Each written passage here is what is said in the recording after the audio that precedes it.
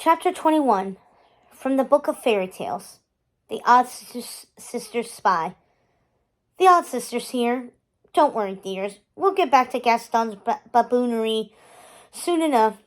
It's not as if you don't already know what's going to happen. What a disaster his surprise wedding turned out to be. But far be it for us to spoil the story for you. I am sure by now you have surmised all these stories are intertwined, an intricate web, woven together like the strings of fate. So be patient with us, dears, while we share some pages of the Book of Fairy Tales. At the top of a grassy hill was a dark green gingerbread-style mansion, trimmed in gold with black shutters. Its roof stretched skyward, the shape resembling a witch's cap. We were nestled within having our morning tea. Martha was bringing in the blueberry scones when she heard me squeal with delight. "She's here! She's here!" Ruby and Martha ran to the window, tripping over themselves to see who was here. We watched her walking up the dirt path as her beautiful golden eyes lined in black shine with little specks of green in the morning light. We were so happy to have her home at last. "Florence, hello! We've seen everything. We've seen it all. You've done well, our beloved." Perhaps you wondered how we saw everything that was going on in the castle. Maybe you thought it was through one of our many magical mirrors, and in some cases it was. But it was also Florence. Yes, Florence, Gaston's old cat. The cat Tulip loved so dearly when she was at the castle, and everything would have gone as we planned if Circe hadn't realized we were meddling, after we promised her we would not. We tried to make her think we were just spying, just keeping an eye on the prince. "And what did you see?" she asked, coming into the room. And just like that, our words rained down on her like a storm. We couldn't help ourselves, and poor Circe was caught in the flurry of our fragmented stories. I am so thankful we don't speak that way anymore. When we look at ourselves, how we were then, it's like we were entirely different witches. And I suppose we were. Oh, we've seen everything. Nasty, terrible things, worse than we imagined. Murder, lies, ugly, nasty, horrible beasts. Broken hearts, romancing tarts. Ah, are we rhyming now? Lovely!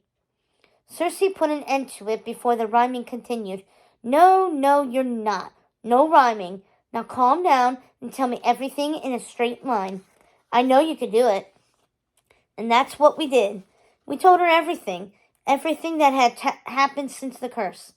And of course she felt responsible, especially for what happened to Tulip. "The prince did that to her, Circe, not you." "I know, but he destroyed her and her family in order to break the curse. My curse.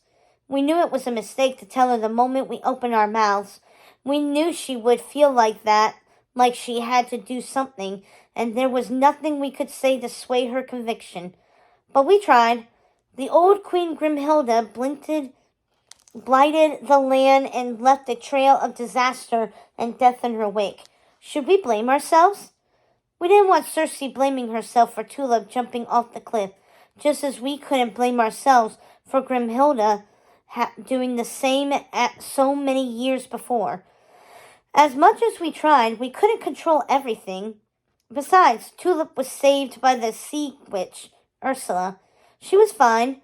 There was nothing for Circe to worry about. What did the sea witch demand in return? You think so little of the company we keep? Ruby was hurt by the question. We all were.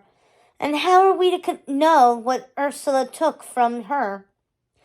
We are not privy to the goings on in every kingdom. But Circe knew that was a lie. Of course we knew. We knew more than Circe would have fathomed at the time. But she had an inkling. She was far more powerful than she realized then. She wasn't the queen then as she is now, but she was taking the first steps that would lead her to her destiny. She took nothing Tulip actually needed, Circe was not convinced. She had no reason to trust us. She knew our ways, even if we were only trying to protect her. I want you to make things right with Ursula. You give her something in exchange for whatever she took from Tulip, and I am going to sort out Morningstar Kingdom's affairs.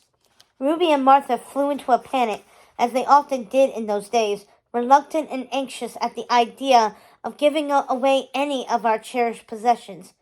But what will we give her? Nothing too precious, nothing from the vault. Circe would have us give away all our treasures. First one of our enchanted mirrors, now what? But I knew exactly what we would give her, and it wasn't too precious. My addle-brained sisters had forgotten about it, tucked away in the back of the pantry. It was a little velvet drawstring pouch.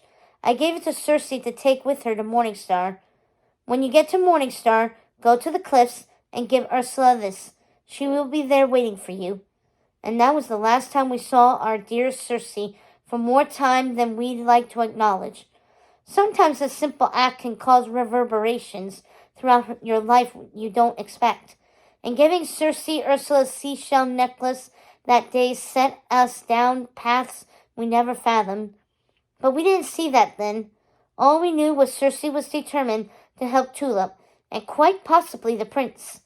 We knew our daughter, and we knew her heart, and if you've read the Beast's story, you know in the end it was Circe who stepped in and helped Belle in the Beast, and she is the reason they are together today. But we didn't know this at the time, so our aim was to make sure the prince didn't break the curse. We saw in the book of fairy tales it was Belle who could help him break it, and we had to do everything in our power to make sure that didn't happen, even if it meant taking Gaston down in the process, even if it meant driving him mad with desire for Belle and with bloodlust for the beast. So we did what witches do best.